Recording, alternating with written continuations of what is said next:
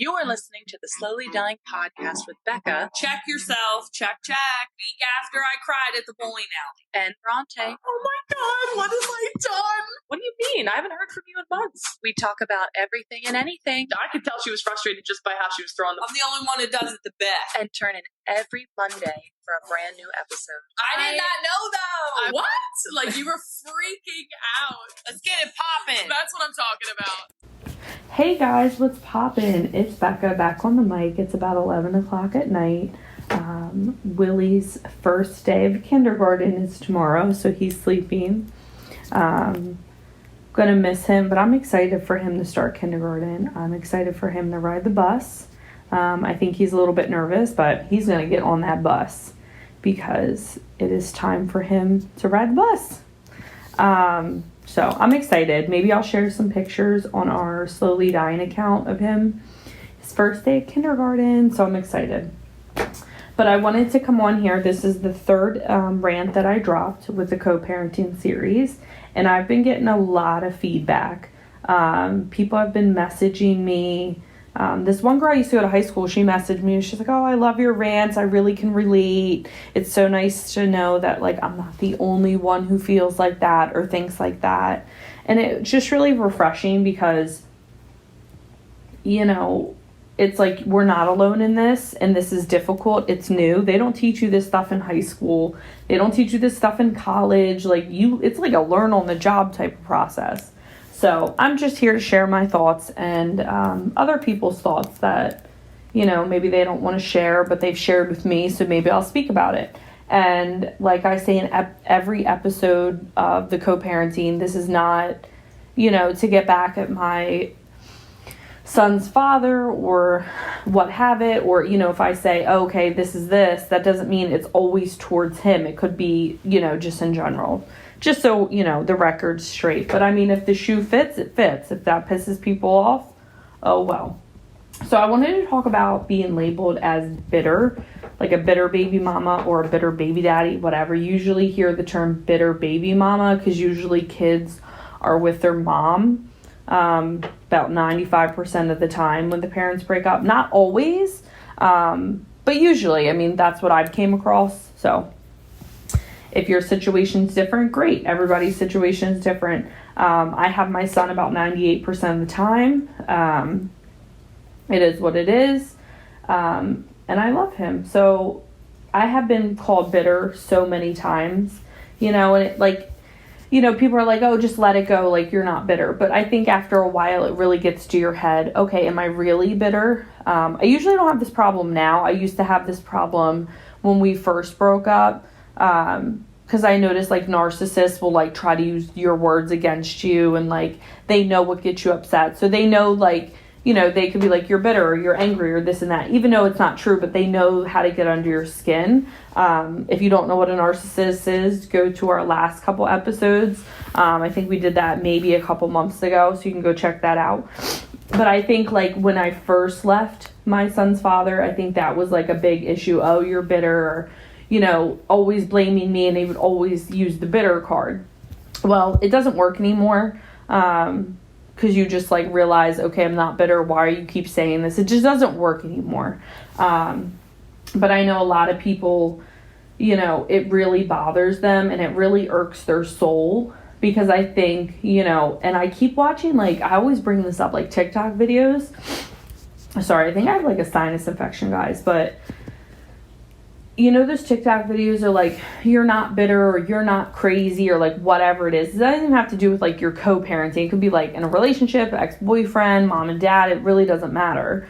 Whatever, you know, relationship that you're in is like, oh, you know, you call me bitter, you call me crazy because I'm actually holding you up to your words that you say, or like holding you responsible for your actions. I think that's the biggest thing that I can say that really helped me get over, like, oh, is it really because I'm bitter? You know, and sometimes you get like jealous, or like sometimes you feel mad or depressed. Like, those are normal feelings and there's nothing wrong with them. I think some people are bitter. Definitely some people that I talk to, I'm like, oh, you seem bitter, but I don't know their whole story. You know, there's, you know, if you ever talk to a baby mom and a baby dad and you sit them down in the same room, the story is never the same. There's always two sides to a story. One's a lie and one's a truth. Okay, unless the story's the same, then I guess you guys go both truth. You know what I'm saying? So just remember, like, you know, and I think sorry, I'm jumping around a lot again. I think that comes from a lot of miscommunication, and I did that in the last rant.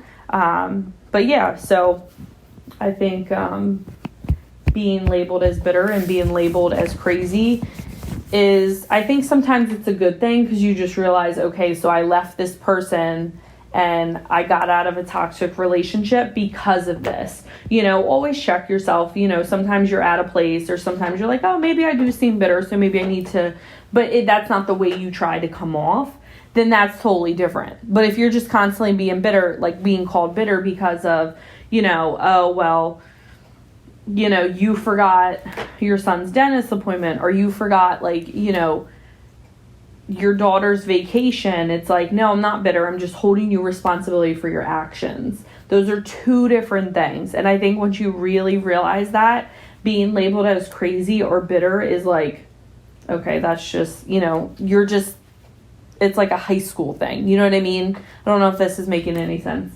And like I said in the last episode, it's very weird to talk to myself on the mic, because I really don't get that feedback that I really like from Bronte, you know, like the give and take of the conversation. So just bear with me. I really do like doing rants on my own, but it is a little weird. Another thing that really helped me, you know, when you are called bitter and this and that, is the truth will always come out. It always does, whether it's 5 minutes later, 5 seconds later, or 5 years later, or it could be 50 years later. The truth always comes out. So if you're constantly being like, oh, she's bitter, or oh, he's bitter, he's keeping me away from my child, or she's keeping me away from my child, the child's going to grow up and realize, wait, I'm 16, 17 years old, I have a driver's license.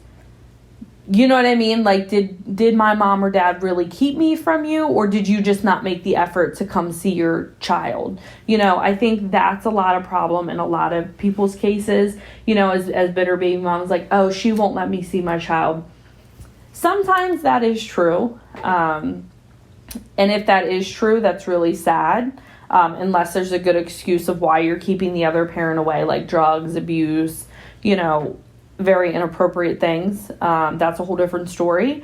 But if your baby mom or your baby daddy, whatever you want to call it, is keeping you away from your child, and you're not going to court, and you're not calling all the time, and you're not saying, hey, let me come see my kid, let me come, like, you're, you know, like, if that's not your number one priority in life, then you have no reason to blame the other parent of why you don't see your child. Because like I said, 90% of the time, if somebody's like, yeah, she won't let me see my child, or he won't let me see my child, that is a red flag, people. That is a number one red flag out there. I've noticed that a lot, especially in my past relationship and other people's relationships, is the other parent sometimes doesn't want to come see the other children, or it's not their number one priority. And that's very hard. And then when you're labeled as bitter, as crazy, and their family views you as that because they have no idea that the other person's lying, I think that upsets a lot of people. But again, the truth always comes out.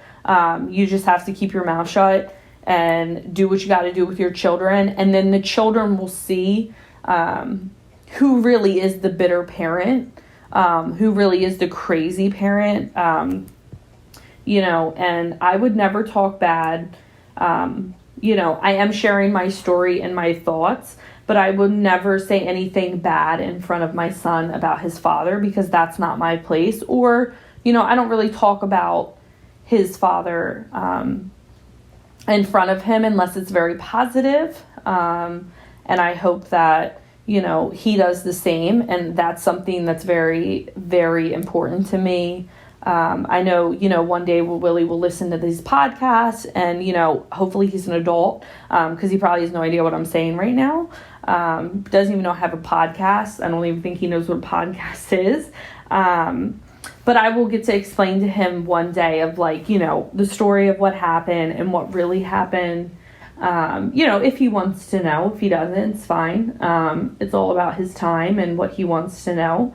And like I said, always, I think the most important thing you can do when you're being called bitter and crazy is just, sometimes you want to act crazy and be like, okay, I'll give you something crazy to talk about. But it's like, and I admit I am a little crazy sometimes, but not crazy and as like bitter. But I mean, everyone has a little crazy side to them, a little wild side, and there's nothing wrong with that. But I think as a parent, the only thing you can do is give the other parent an opportunity to parent. If they don't want to parent, they don't have to parent.